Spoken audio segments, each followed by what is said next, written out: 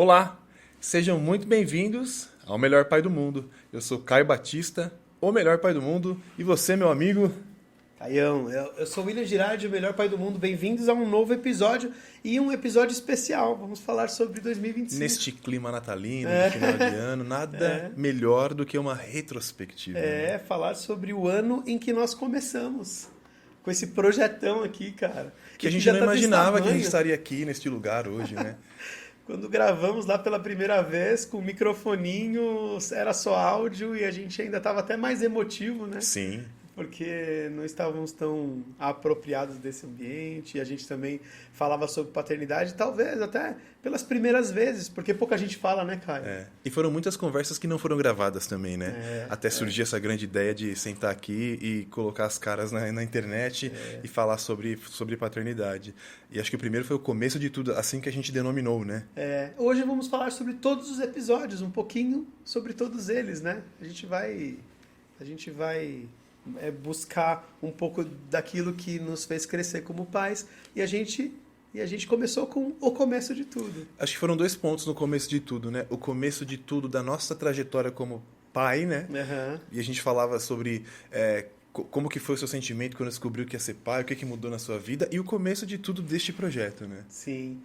E o começo de tudo da gente também tendo pais também, né? Assim, hoje, detalhe, hoje meu pai que me trouxe aqui, né? Nós estamos de férias, estamos aqui no dia 20 de dezembro gravando e já de férias, meu pai por perto, né? Conversei com ele, ele veio me trazer, já me trazendo energias também. A gente falou sobre isso no primeiro episódio, sobre a gente como filho também, né? Porque os pais foram muito importantes para que a gente se tornasse os pais que somos hoje. Eu lembro de algo que a gente falou lá no primeiro episódio, que era quanto, algo que não se fala, né? O quanto o pai meio que naquele momento que o filho nasce, que você pega o filho no colo pela primeira vez, que tá todo mundo indo visitar na maternidade, né? Perguntando sobre a mãe, o quanto o pai tá meio ali de escanteio, né? Na sombra. E o quanto a gente se sente mal, né? Nesse momento de não ser considerado importante, digamos assim, né? Foi inclusive assunto para o segundo episódio. Mas esse assunto aí é interessante, porque os pais, na ocasião da maternidade ali, né? daquele momento engraçado, especial. E para você ver, o lugar onde o bebê nasce se chama maternidade. O lugar onde o bebê nasce é a maternidade. Será que um dia a gente vai repensar essa ideia de maternidade? Mas como chamaria? Não sei. Se não fosse maternidade. Não sei. É uma quebra mesmo. Não que a gente queira, e a gente falou sempre isso desde o começo, né? Nosso papel aqui não é em nenhum momento desvalorizar, diminuir, querer ser maior do que a mãe, não é isso, né? Mas a gente está aqui porque a gente sente que os homens precisam falar mais sobre paternidade, assumir o seu papel, né? E valorizar a paternidade, então, né? E tudo bem, não vamos desvalorizar. A gente pode pensar num nome novo para o lugar onde os bebês nascem. e nesse lugar onde a gente fica ali, às vezes, em segundo plano. E tudo bem, né? Da mãe substituta que veio depois, né? Veio logo depois. Porque o começo da paternidade, ele é um momento em que o pai se desloca da figura de pai para deixar a mãe vivendo aquilo que ela precisa viver. A gravidez é só da mãe. Não, a gente oferece apoio o tempo todo, né? Uma preocupação constante. O que eu posso fazer pela criança, o que eu posso fazer pela mãe. Tenho que cuidar da casa, tenho que dar conta disso, tenho que dar conta daquilo. A gente se sente realmente sobrecarregado, né? Acho que é um momento forte. Ô Caio, eu ficava assim, cara, quando a mãe do Emanuel estava grávida. Eu ficava, caramba, eu quero viver um pouco mais disso aí, né? Não entendia que o pai, na verdade, é a mãe substituta. Então eu queria viver muito daquilo ali. Caramba, o que ele tá... Como você está sentindo? O que ele tá fazendo aí, né? Assim, tá batendo? Como você se sente? E nessa, eu ficava até um pouco... Pô, caramba, eu tenho que ficar em segundo plano sempre. E aí quando nasceu, eu imaginei, bom, agora chegou a minha vez. Mas não. Ainda não. Aí vai amamentar. Aí tudo é a mãe. Aí tem a questão da licença paternidade. 5 dias depois eu tive que voltar a trabalhar. Exatamente. E graças a Deus hoje, né, a gente tem um projeto aprovado que progressivamente vai aumentar a licença paternidade no Brasil até 30 dias, 2027 e 2028. E aí eu fui perceber. E aí eu vou ter outro filho. Tô brincando. Aí eu fui perceber. Pra curtir, sabe? Eu falei, poxa, logo agora, depois que eu operei, os caras aprovam uma licença paternidade maior. Mas enfim, não, quem sabe, né? Mas o Caio... Tem planos, vamos ver. Tem planos, Aliás, esse ano foi marcante pra você. Depois, quando nós falarmos sobre a gente neste ano aí, né? Quais são as expectativas pro próximo ano, falemos sobre isso. Mas eu vou querer curtir essa fase, cara. Acho que vai ser uma experiência diferente, ter mais tempo nesse pós-nascimento, assim. Eu lembro que eu fiquei bastante... Nossa, muito triste, assim, de ter que voltar a trabalhar com 5 dias, pensando em tudo isso, né? Bom, agora eu tenho que dar conta de tudo. Ainda bem que a gente teve uma rede de apoio muito, muito importante, né? Tanto meus pais quanto na família da mãe dos meus filhos também. Então, se não fosse isso, eu não sei o que seria. Eu acho importante, então, o pai entender que esse momento é um momento em que você tem um papel importante. Né? Não é só o fato da mãe estar mais presente, a mãe estar mais... em evidência, né? Em atuação, em evidência, não. O pai tem um papel muito importante. E eu acho que essa é uma dica que ficou nesses nossos episódios, né? O pai entender a posição dele no momento em que a mãe está grávida e no momento em que o filho nasce. Eu acho que essa foi uma boa lição desses primeiros episódios. E que me fizeram repensar. Caramba, será que se eu tivesse pensado nisso antes, teria sido um pai melhor? Quantas vezes eu não quis também, né, estar em evidência e não era a hora, né? Sim. Ô Caio, não houve poucas situações em que eu reclamava do meu filhinho dormindo na cama. Mas era o momento. Outro dia eu vi um desenho que era um desenho feito por criança. Um pai, uma mãe e ele no meio, e em cima a pergunta era da escola: qual é o lugar mais seguro do mundo? E ele se sentia, né? Sim. Então ele desenhou dessa forma, ele deitado com a mãe de um lado e o pai do outro. E eu neguei isso muitas vezes, querendo ser protagonista. Para você ver como a informação, né, o conhecimento é importante. A partir do momento que a gente entende que a criança, ela acha, pelo mais ou menos ali 1 ano, que ela é a mesma pessoa da mãe, e a gente está tentando... né, tirar invadir isso, espaço, não dá, né? Então, é muito bom estudar sobre desenvolvimento humano, né? Para a gente entender e tomar as melhores ações e entender nosso papel de mãe substituta, que foi o segundo episódio da nossa saga. Entender desse lugar do pai, de todo mundo que presta esse apoio, não só o pai, né? Deve ser considerada essa mãe substituta ali para o bebê, que aos poucos vai criando mais vínculo, interagindo mais à medida que cresce, né? E que a gente vai ter o nosso momento de criar vínculo, porque eu acho que essa é a nossa preocupação, né? Ele aparece. Como que eu vou criar vínculo com meu filho se ele depende tanto da mãe, mas esse momento ele vai aparecendo, né? Essa coisa do pai de primeira viagem, a segurança do pai de primeira viagem, né? E que, se trabalhada como trabalhamos aqui, essa coisa se torna um pouco mais leve. Você sabe, Caio, esse negócio do pai de primeira viagem justifica um pouco também o nosso podcast, né? Sim. É porque a gente traz assuntos aqui que a gente vive. E nessa, a gente também ameniza um pouco, porque muitas vezes o pai que está vivendo algo que a gente já viveu, vê em nós, caramba, então... Essa é a missão, né? Esse é o resultado da nossa missão, porque a gente não teve um podcast como esse para seguir, né? Para poder estudar e ter informação e agir de uma maneira diferente. É aquela velha máxima, se eu tivesse essa sabedoria e maturidade que eu tenho agora nos meus 18 anos, se eu soubesse de tudo isso quando eu fui pai pela primeira vez, obviamente que algumas coisas teriam sido diferentes, né? Mas só vivendo pra gente ter essa experiência, não tem como. Sem dúvida. Ser pai é ter que viver a paternidade, não tem jeito. Não tem como. Não tem como a gente ser pai sem ser pai, ou tentar entender como um pai deve se comportar sem ser pai. E cada criança é um contexto, como a gente sempre fala, e cada momento até gera um pai diferente, né? A gente vai se transformando à medida que vive a paternidade. E é só vivendo mesmo. Só vivendo e tendo experiências inesquecíveis. Sim, que foi um episódio emocionante. Nossa, foi emocionante esse episódio. Porque a gente guardo ele com muito carinho também, falar né? de experiência, assim, de memória, né? De coisas que já vivemos, né? Foi muito legal. É, e as experiências que nós vivemos também como filhos, né? Eu me lembro de ter citado aquela experiência em que eu pulo numa piscina, meu pai joga uma bola para mim e eu chuto a bola cai no vizinho e eu entendo aquilo como uma das melhores experiências que eu tive. Era uma viagem com os meus pais cara, eu vou viajar na segunda-feira, eu vou levar a câmera e eu vou fazer a mesma coisa com meu filho. Eu vou jogar uma bola e falar, chuta essa aí. Só para eu tentar ali me enxergar e de repente criar uma memória para ele. É claro que as memórias que são criadas para os nossos filhos são diferentes. Eles criam as próprias memórias. Mas eu vou querer reproduzir essa memória que eu tive quando fui filho. E eu lembro que a gente falou também que às vezes a gente planeja... quero criar uma memória muito... Né, tem que fazer um esforço... Né, enfim...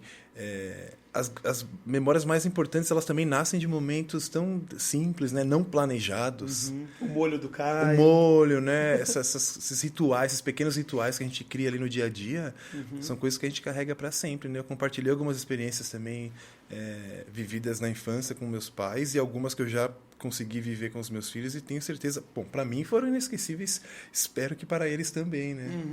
E é o que você disse, experiência simples, né? O construir uma pipa com o pai, o chutar uma bola, e que muitas vezes não está na tela, e que muitas vezes não está em presentes, né? E faça essa experiência, né? Pergunte para o seu filho, qual que é a melhor memória que você tem? Nossa, aí você vai esperar, uma viagem inesquecível. Não, aí ele fala, olha, aquele dia que você sentou do meu lado, a gente fez uma pista de carrinho com papelão, você nem lembra que dia que foi e o porquê.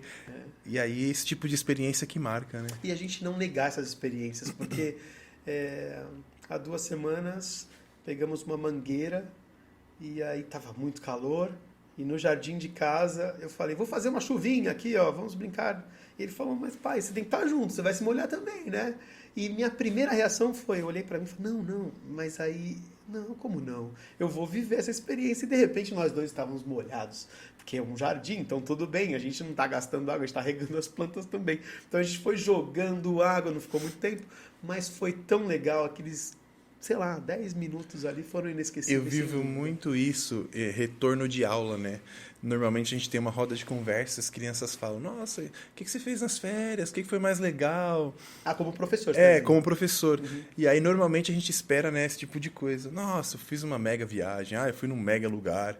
E eu nunca esqueço de uma criança, uma vez que falou, que todo mundo falou, cada criança mencionou uma viagem, uma coisa muito, teoricamente, entre aspas, grande, né? E ela falou com uma empolgação assim, eu fiz picolé de uva com meu pai. Aí todo mundo falou, fiz picolé de uva com meu pai. Sabe quando você espera algo do tipo, viajei para algum lugar, né? Conheci um lugar diferente. Meu pai comprou forminha de picolé, a gente bateu lá a uva com não sei o que, a gente fez picolé e toda a família... Olha que coisa... Uma memória inesquecível. Uma memória inesquecível e marcante, né? Interessante.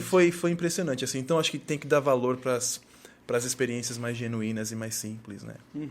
Se a gente está ali presente, né? Sim, e experiências que nos levam até o episódio 4, que é quando a gente começa a dizer que algumas dessas funções também são de pais, né?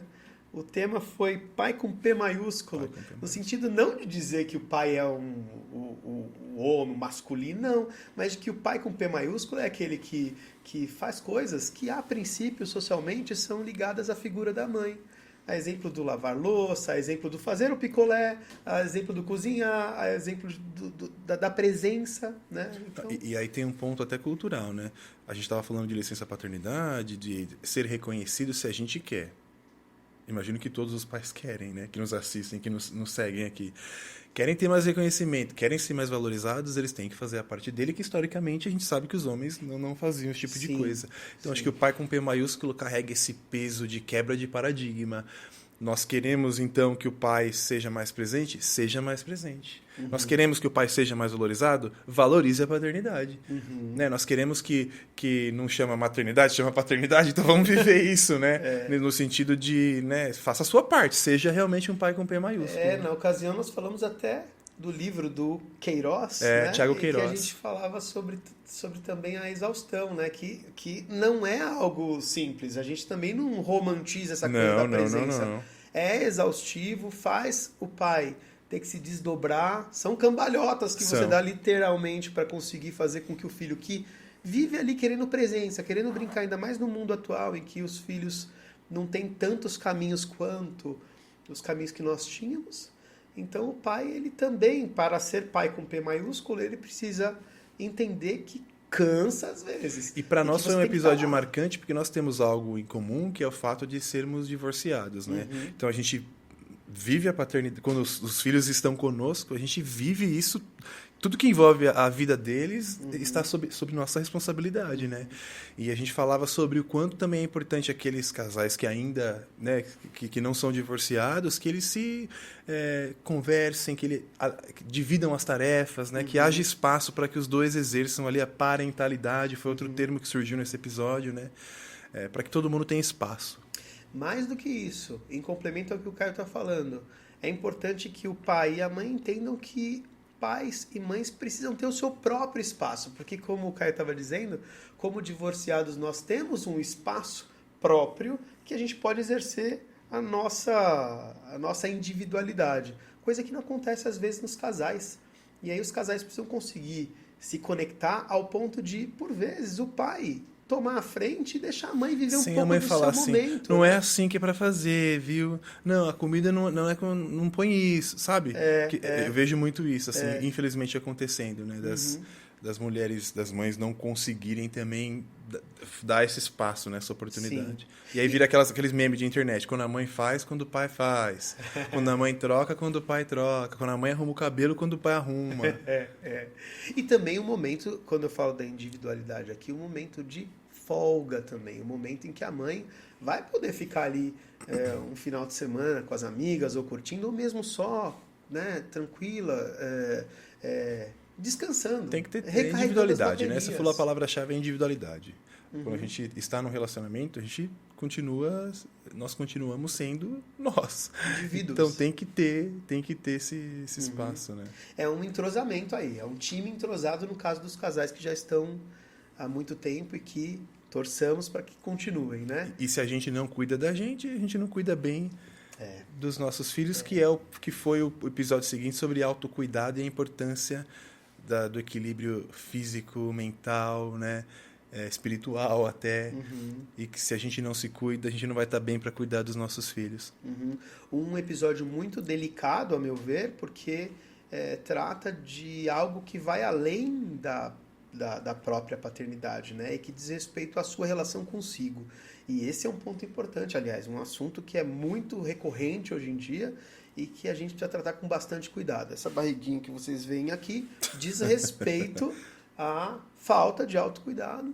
Em alguns momentos, você vê, eu comecei o ano bem pra caramba, aí as coisas, assim como acontecem com as academias, que começam cheias e que vão perdendo punch, vão perdendo força, né?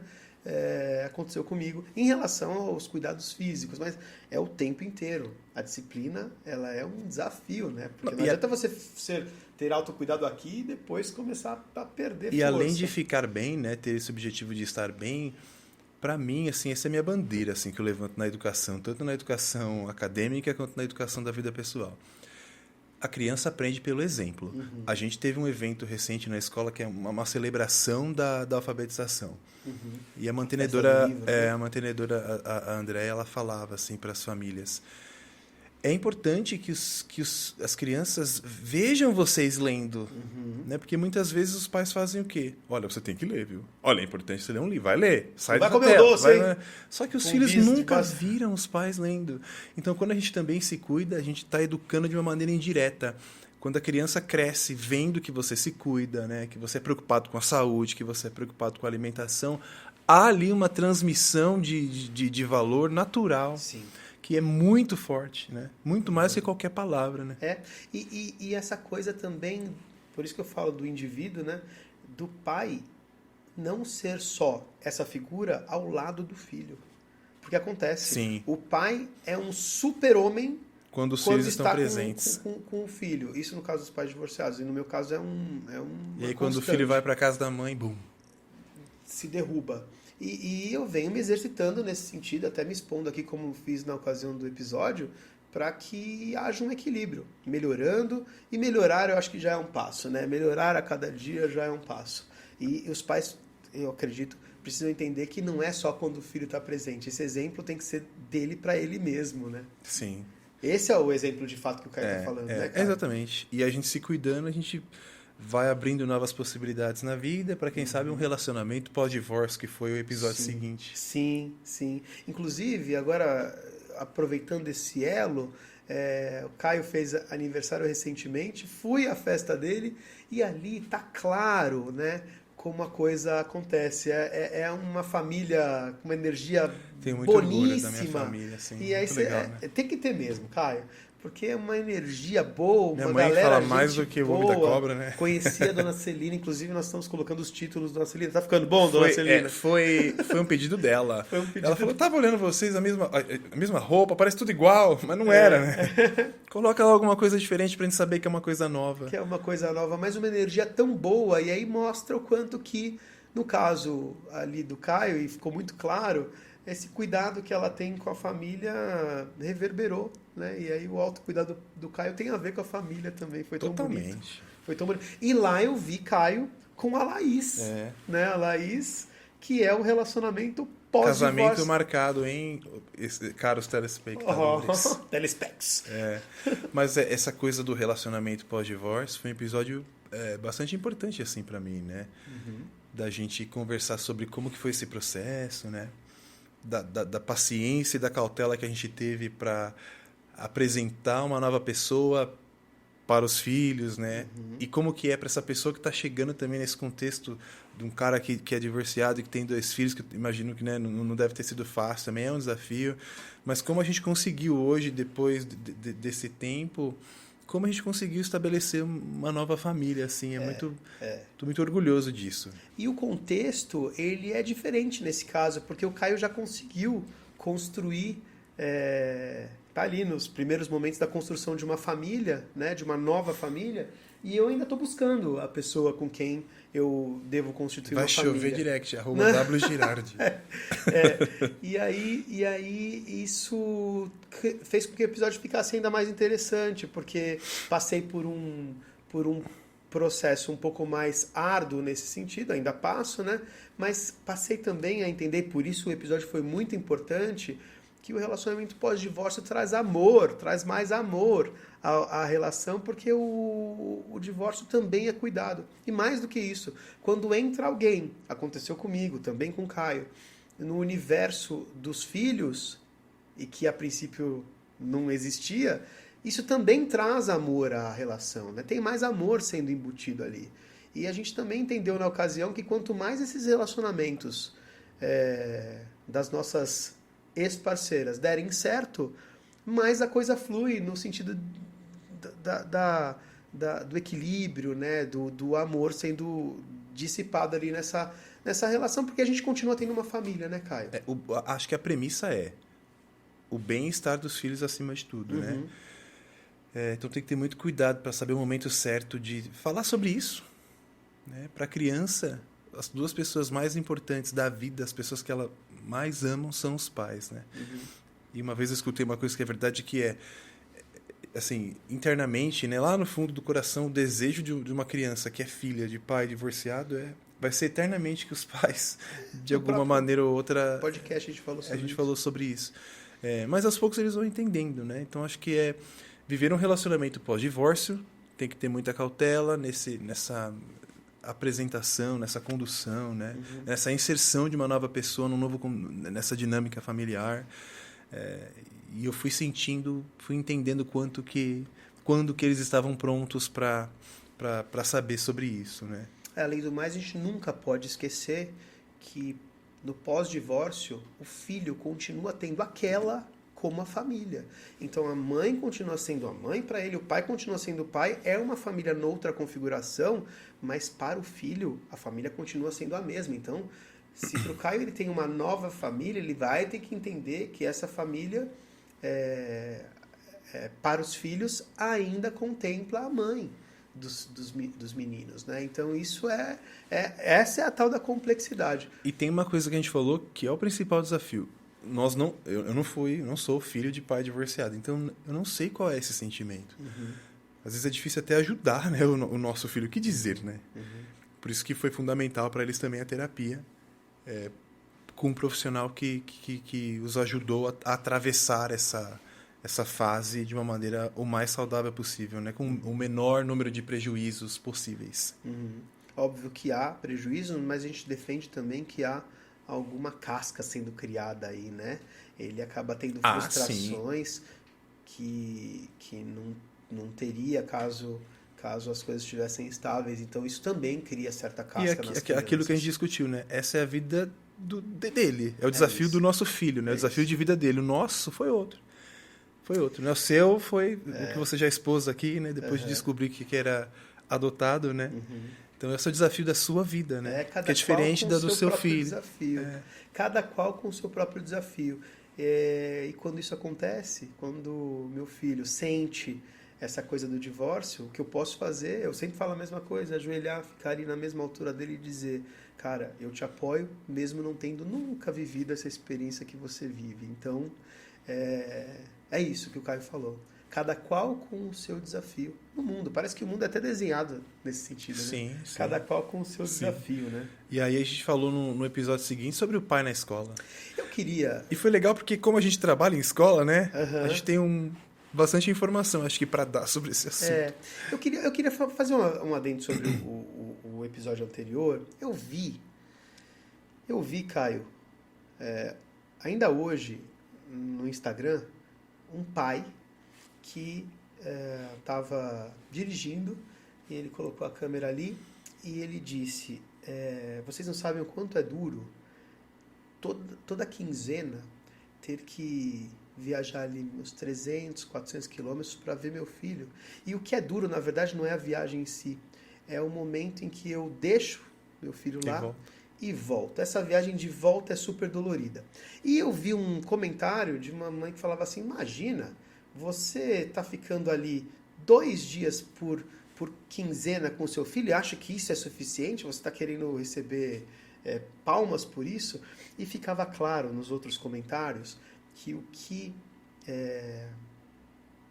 estava sendo dito ali é sobre a dor do pai no pós-divórcio, tendo ele que ficar somente 2 dias a cada quinzena. Ele gostaria de ficar um bocado de tempo. Então ele não está fazendo só o que é a obrigação dele, ele está fazendo o que deram para ele como direito. Ele gostaria de ter muito mais, né? Vou até marcar ele aqui, cara, porque de repente a gente entra em contato com esse cara, porque ele ali exerceu a paternidade, estava mostrando a dor do relacionamento do quanto que o quanto é duro ser pai divorciado. E tem um dado que acho que é importante a gente compartilhar com ele, né? Um dado muito recente, muito atual.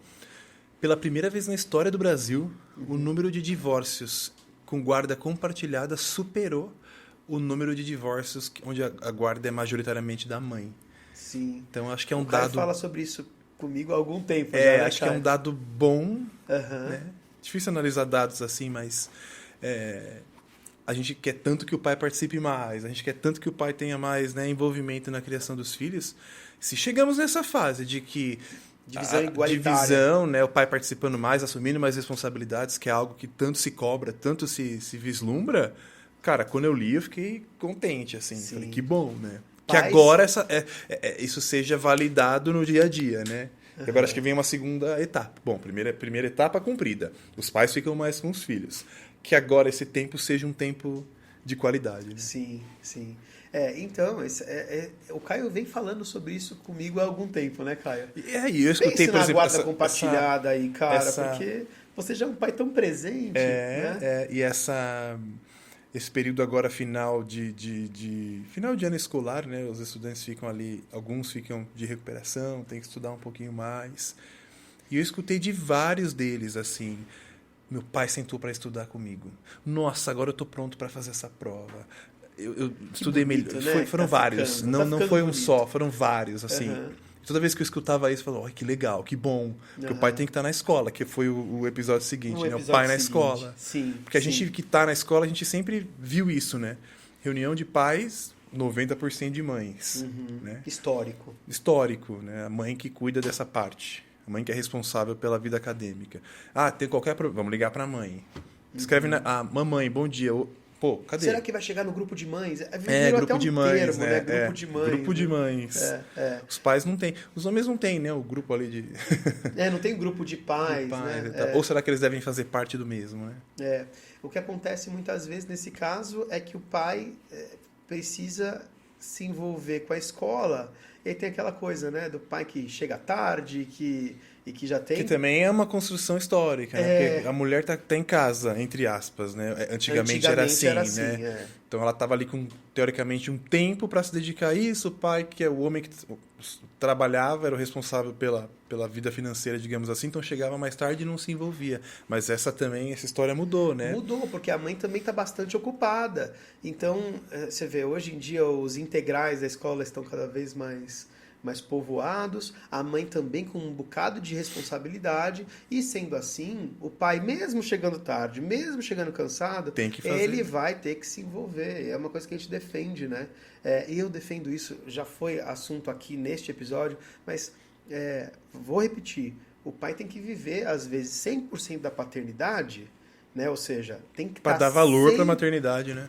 100% do tempo com a criança para dar valor à maternidade, porque aí vai ver também o outro lado, né? A mãe que está ali o tempo inteiro se dedicando, porque não existe não se dedicar. Não existe um momento que você pode se desligar do filho e a mãe também, e tudo bem. Não funciona assim. Então o pai precisa estar presente, entendendo o quanto é exaustivo também, enfim, o quanto para a mãe também é uma super responsabilidade dividir essas tarefas, né?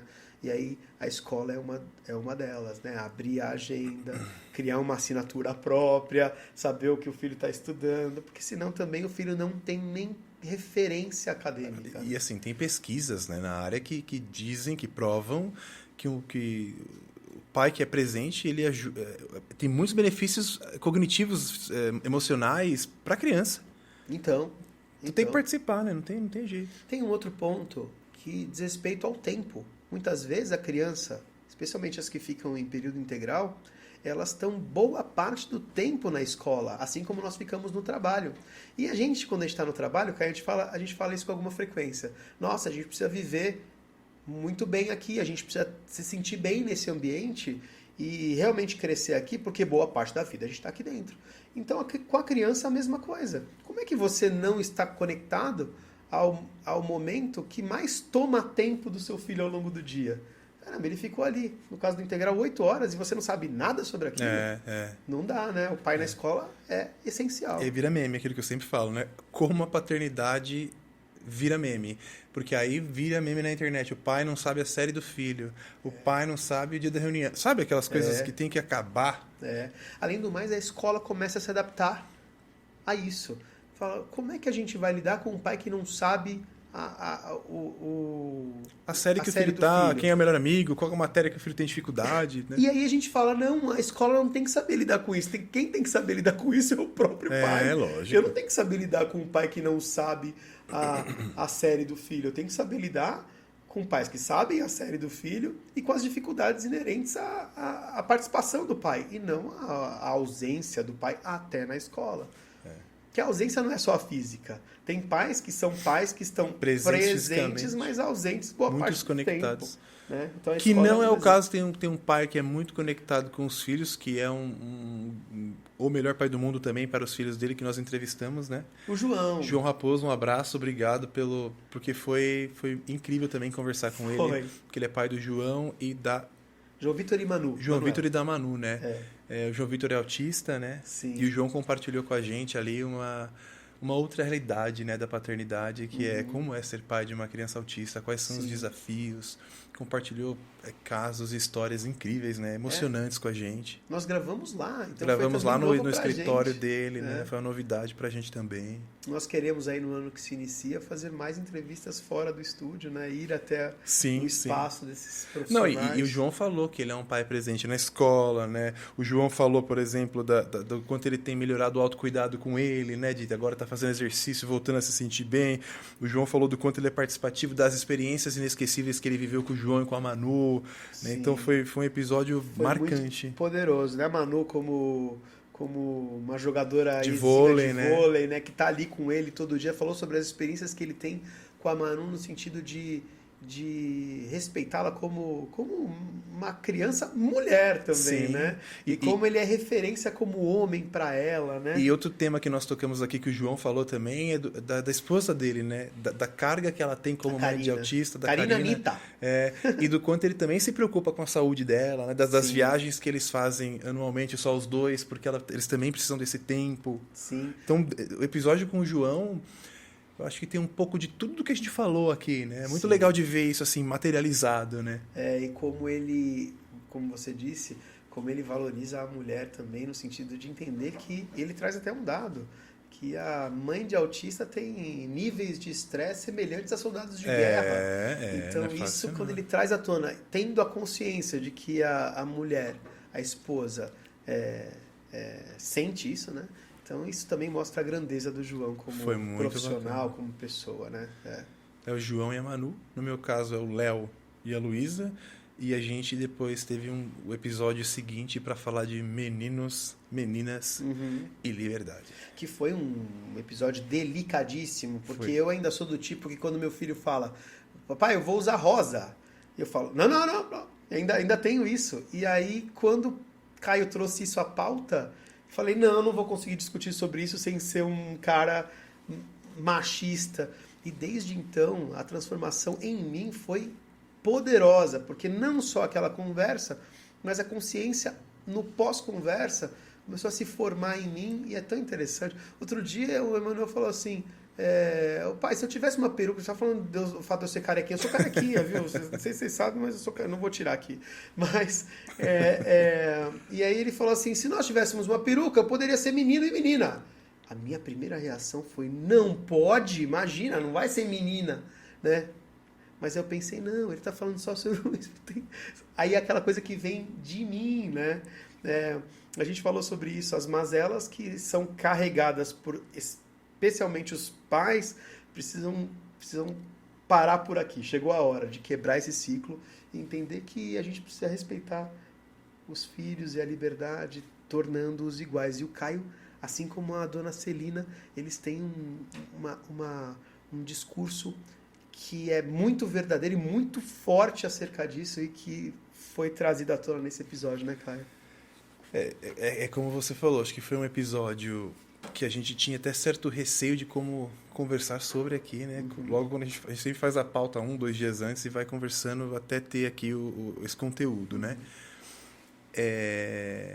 Mas acho que a gente conseguiu, né, traduzir tudo que a gente conversa sobre esse assunto naquele episódio, que para mim é um dos mais importantes, pensando até nessa barreira social que se criou, que temos nesse histórico do azul é de menino, azul é de menina, do machismo, do espaço da mulher na sociedade, né, da violência contra a mulher, né, e que isso está conectado com exatamente isso. Sim. Né? Acho que foi um episódio que eu falei sobre alguns episódios de feminicídio que aconteceram recentemente. Sim, que né? tocaram demais. Porque são homens completamente violentos, agressivos, que não souberam escutar não, que sempre se colocaram ali num lugar de superioridade, né? Então eu fico pensando o quanto isso é forte, assim, o quanto a gente tem que tomar cuidado com isso, né?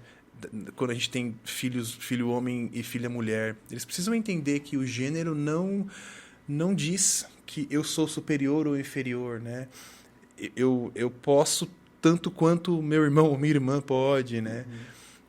Então é um episódio que carrega, acho que uma responsabilidade grande, assim. Foi bem marcante. E que talvez tenha sido a origem justamente dessa coisa que se desdobrou em ausência paterna, porque afinal de contas, se a mãe é responsável pela criança, então eu posso mesmo me ausentar, né? Fora que é um negócio que criou historicamente essa diferença na esfera da paternidade mesmo. E como a gente impõe as coisas, né? O menino é aquela coisa, o menino ganha a bola, o menino ganha o carrinho, o menino ganha o conjuntinho de ferramenta. E a menina ganha o super-herói. E a menina vai ganhar a boneca, porque ela tem que cuidar, vai ganhar a pia, vai ganhar a cozinha, vai ganhar a mamadeira, porque ela tem que...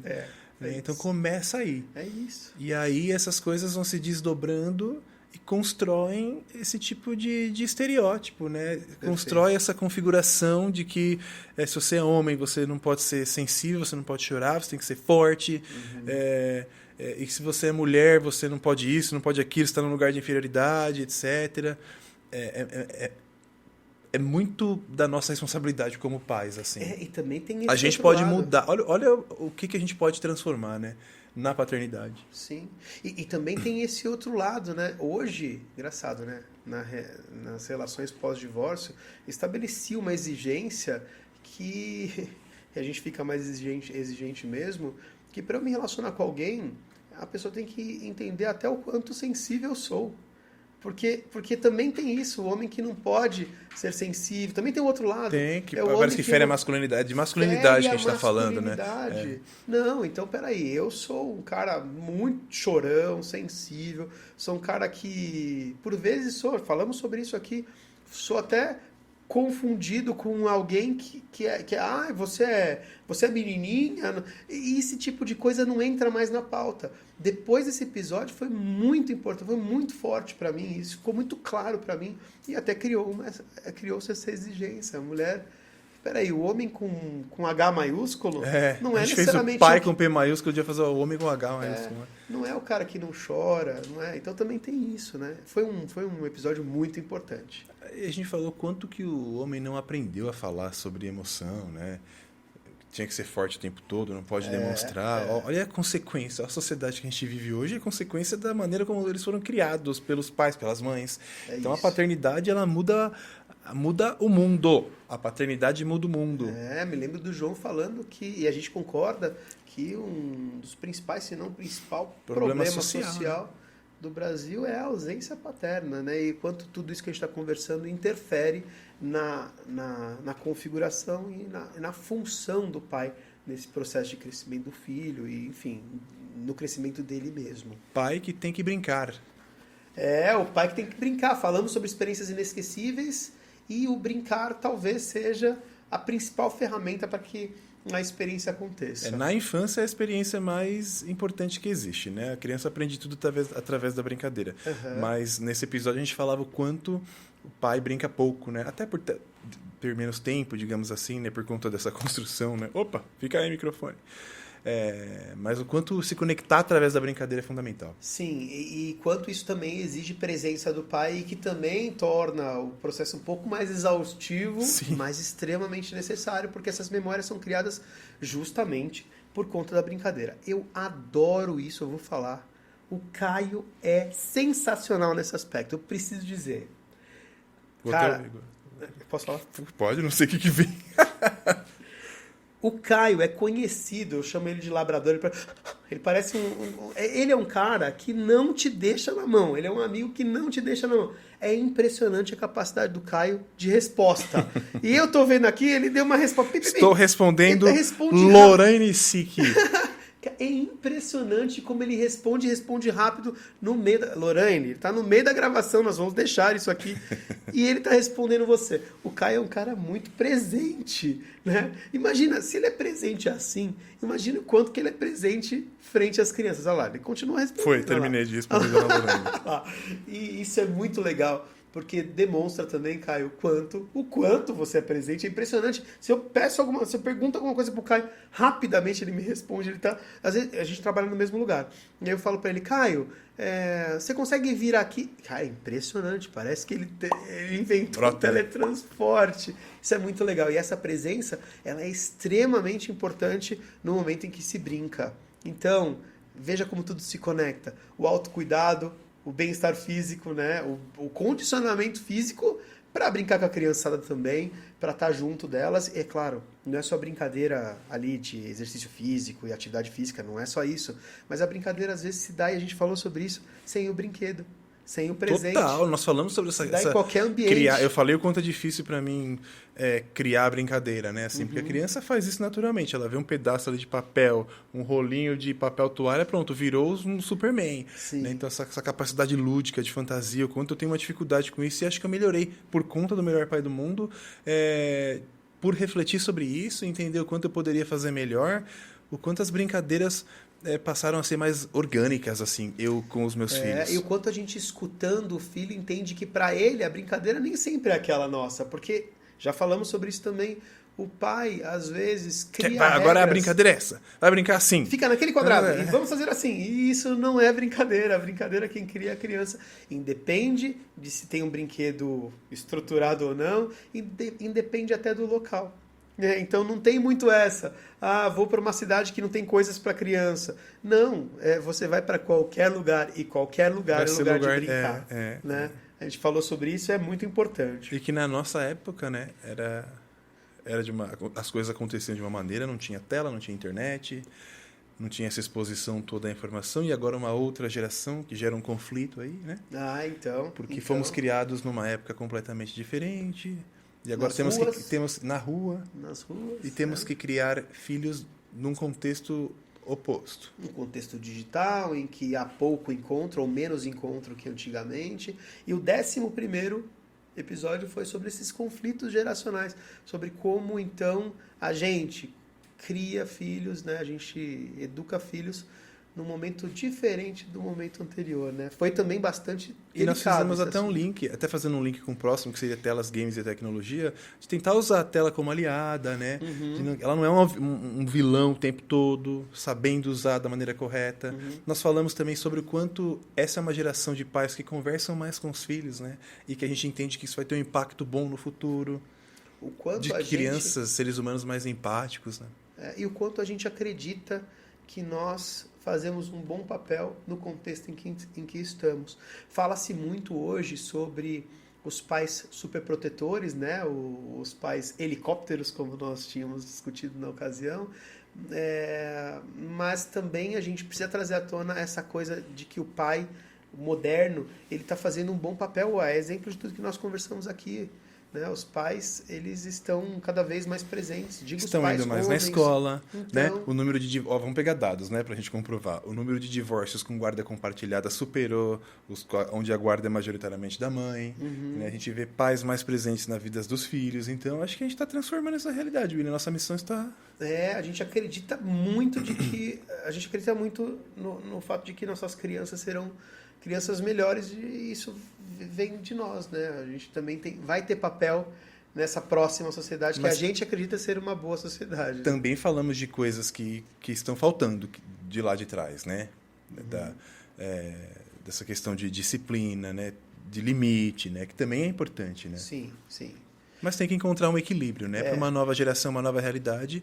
Nem tudo que funcionava vai funcionar, mas também tem que entender aí como que as coisas acontecem hoje. Um assunto interessante nesse contexto são os pais que também colocam filhos em redomas. Né? Estávamos almoçando ontem falando exatamente sobre essa questão que envolve a criança de vidro, né? Que não pode mais correr riscos. Antigamente nós corríamos muitos riscos na rua, e isso foi até demais. De certa forma benéfico, né? Porque a gente também aprendeu que o mundo tem desafios que precisam ser enfrentados muitas vezes por nós e não pelos nossos pais em nosso favor. É verdade. Né? Então, acho que esse é um assunto interessante que é pauta, ou deve ser pauta da nossa geração. Não colocar os filhos em redomas de vidro, também porque depois, caso a gente force muito essa barra das crianças de vidro, depois eles acabam dependendo um bocado da gente, e aí para voar é mais complicado, né? Acho que é sobre dar limite sem ser autoritário, né? Respeitando a hierarquia. Saber falar não é não, não é não, interrogação, não é não, exclamação, que foi o último, né? O mais recente. O que se ensina também através do não, qual é o objetivo do não, quando que eu posso dizer sim, quando que eu posso ser flexível. É um exercício eterno, né? Esses dois últimos assuntos que nós tratamos, o tecnologia e telas e não é não, eles estão muito conectados, né? Porque a gente vai precisar dizer não, porque se deixar a criança fica lá o tempo inteiro, né? Então esse negócio, você vê, tela é importante, usado com equilíbrio, e até o não, usado de forma equilibrada. Não, e aí, eu comentando com um colega sobre esse assunto, ele contou um caso. Ele falou, levei meu filho numa loja de brinquedos, falei, você tem R$100, você pode escolher o que você quiser. Que legal.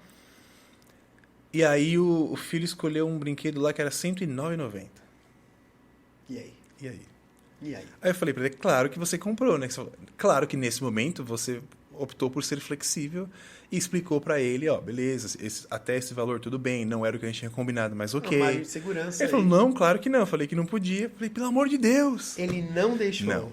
Aí a gente entrou ali numa uma boa discussão, porque é uma pessoa, né, que eu tenho um carinho muito grande, é um pai exemplar. Entreguei pra ele um cartão de melhor pai do mundo por isso. Só falei pra ele que ali talvez ele perdeu uma oportunidade de ensinar outras coisas também, que é aquela questão de você ser inflexível o tempo todo. Sim. Só porque combinamos que é até R$ 100, O vou quanto- manter e não se fala mais nisso. Mas aí ele me explicou, Caio, tinha todo um contexto, que a gente já tinha conversado antes sobre poupar, sobre economizar e etc. Eu falei, então faz todo sentido, não estou aqui para Claro, claro. não Julgar, quero aqui julgar e nem falar o que você devia ter feito ou não. Uhum. Mas foi uma conversa tão bacana nesse sentido que foi exatamente na semana que gravamos Não é Não, que eu estava comentando com ele sobre o assunto que a gente conversou aqui, e ele me trouxe essa situação. E foi legal de ver dois pais também discutindo isso, né? Como numa redação, o que aconteceu aqui agora foi o retorno à introdução. Porque foi exatamente assim que nós começamos, né, Caio? Em março desse ano, foi exatamente assim que nós conversamos.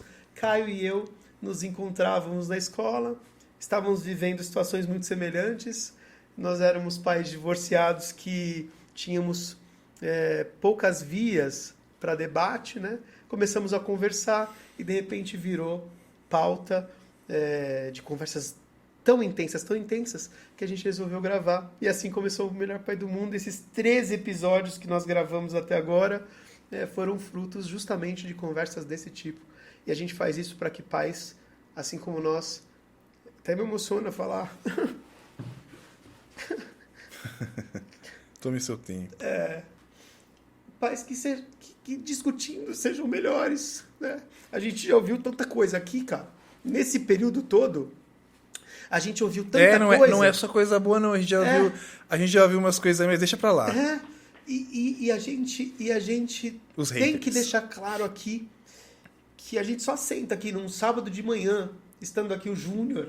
Normalmente André. de quarta-feira à noite, né? Depois de um dia exaustivo de trabalho, mas Sim. vamos lá, vamos gravar, vamos conversar sobre isso.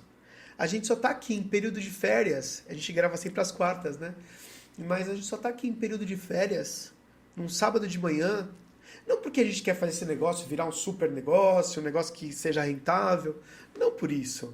Isso pode acontecer. Mas a gente tá aqui porque olha só o quanto esses episódios transformaram a gente, né, cara? Muito, muito. E acho que a gente tem muito... temos muitos agradecimentos a serem feitos, assim. Não vou falar o nome de ninguém pra gente não esquecer de alguém e acabar sendo injusto, né? Mas acho que as pessoas que nos acompanham e que acompanharam essa nossa trajetória, elas sabem quem elas são, né? Sim. Porque também nós tivemos com essas pessoas conversas desdobradas a partir dos assuntos que a gente trazia e com coisas que a gente escutou que fizeram muito sentido, né? Que mudaram a nossa perspectiva em relação a algumas coisas, que fizeram a gente pensar sobre tantas outras, né?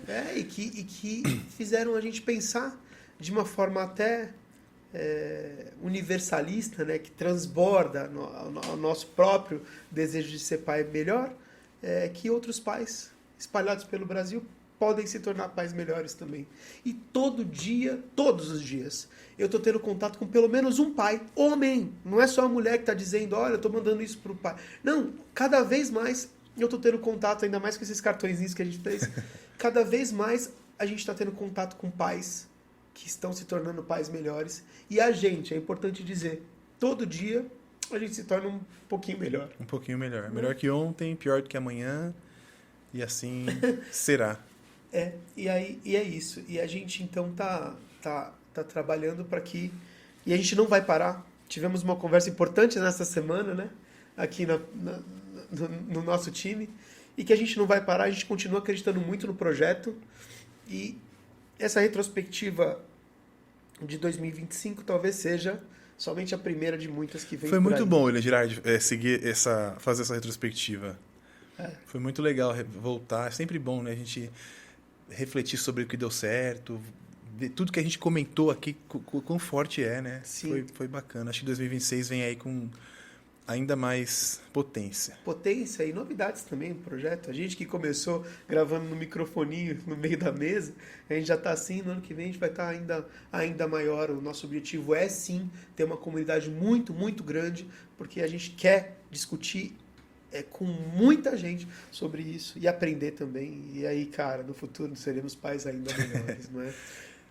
Obrigado a você que nos acompanha, que esteve até aqui com a gente durante todo esse ano. Esteja conosco também em 2026. Um Feliz Natal, Feliz Ano Novo. William Girardi, muito obrigado. Obrigado galera da RIM Produtora, por todo o apoio também. A gente se vê em breve. Até mais. É isso aí. Siga-nos nas redes em @o melhor pai do mundo podcast. Feliz Natal, Feliz Ano Novo. Um beijão pro meu filhinho, com quem estarei aí nesses dias. Luísa Léo. Papai ama vocês. E paz, vamos juntos. Vamos juntos. Valeu. Valeu.